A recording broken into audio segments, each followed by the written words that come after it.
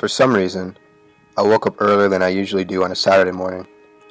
I woke up at 8 instead of 10. Something was wrong. I wasn't waking up from a nightmare. I was in the middle of a nightmare. Everything I had imagined was true, and I couldn't believe it. The day before, I started my day just like any other. I went to school and to classes just like I normally do. It was a Friday, so emotions were really high across the student body about what they would do that weekend. Things seemed normal, just like any other Friday. I was in the cafeteria when my nightmare started. The principal came on the loudspeaker and said that we were going into a lockdown, and then ended by saying, "This is not a drill."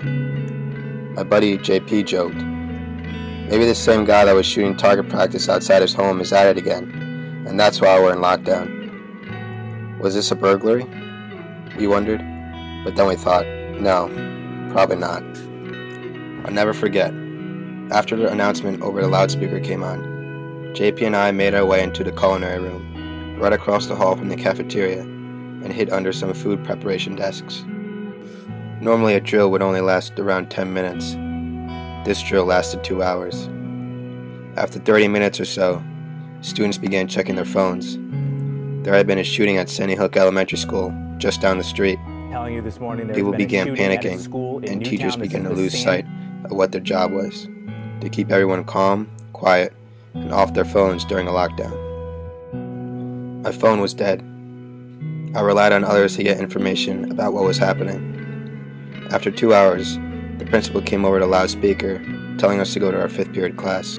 I remember walking through the halls, seeing the tears dripping down other students' faces, teachers, shocked, not knowing what to do, and the emptiness and evil that seemed to have drifted over to our school from down the street. I went to the lecture hall, where I'd meet my best friend Dean, to find out if his brother was alright. That's where they sent students who had siblings at Sandy Hook Elementary. Once we had called, we found out that his brother jumped out a window and ran to safety. I returned to my 5th period class. We sat there, looking at our phones, going to different websites, trying to piece together what had happened. Once I got home, my parents were at the front door to give me a huge hug. This was comforting, but then at the same time not, because it was not our normal hello. For the next 10 hours, I did nothing but watch the news, and when I wasn't doing that, I was doing nothing. To be doing nothing seemed like the right thing to be doing. I woke up the next morning, hoping to awake from this nightmare. Then I realized I woke up with an opportunity. This opportunity was to help people. I got up, went to church, stayed for 2 hours, greeting and talking to people that I knew and that I didn't know. I'm no doctor or psychologist, but having someone to talk to seemed like the best medicine. I then went to the local bagel shop to talk to my favorite woman, Eunice. The new town, she's known as the Bagel Lady. I gave her a big hug and talked to more people. I probably hit every town, store, building that might have been overpopulated that day. I wanted to talk and I wanted to help people. For the next week, I volunteered at the local youth academy. My mom is on the board there, and they asked me to help out. Turns out that a lot of people came to help. Like the news said, our town is a family. I stayed at the Newtown Youth Academy for 12 hours straight some days, playing with kids, listening to them talk, and tell stories about everything that they wanted to talk about.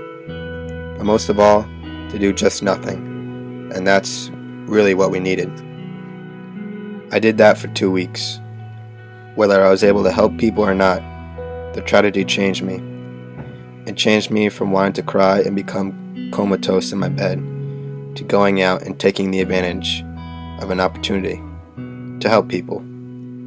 I didn't really know what I was doing right away, but waking up from that nightmare changed me for the better. It helped me help people. To do nothing in this situation, I believe, was the best thing that we, as a town, could have done. Something so unimaginable happened to our town, in our school, and at first, you don't know how to deal with it. No one does. People try to overdo things. People trying to over-fundraise, over-exaggerate what actually happened in your feelings, and to force trying to help someone is doing too much. Sometimes, when something to this great extent happens, the best thing to do is to do nothing. Not necessarily to soak it all in, but to just do nothing. Nothing that is going to overstimulate the body or mind. I realized this as soon as I got up that morning, and I've been trying to do nothing ever since. What a fellowship, what a joy divine.